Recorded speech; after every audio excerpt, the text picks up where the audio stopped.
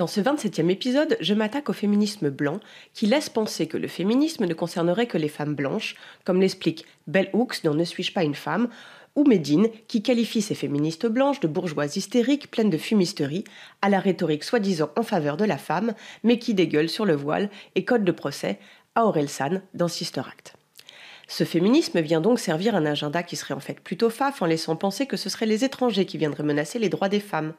À cela s'ajoute l'idée de défendre une féminité à la française qui serait menacée par la grande conspiration mondiale qui vise à grand remplacer la blanchité, notamment par l'islamisation dans la société. Celle-ci serait orchestrée par le complot judéo-franc-maçonnique, bien sûr, et c'est ainsi que ce féminisme contient donc des biais à la fois racistes et conspi. Et même quand il se veut universel, il exclut souvent les femmes non blanches, considérées comme mal libérées, car trop pudiques, ou pas assez, comme le rappelait notamment Lou Doyon à propos de Nicki Minaj et Cardi B, qu'elle trouvait bien trop sexuelle à ses yeux.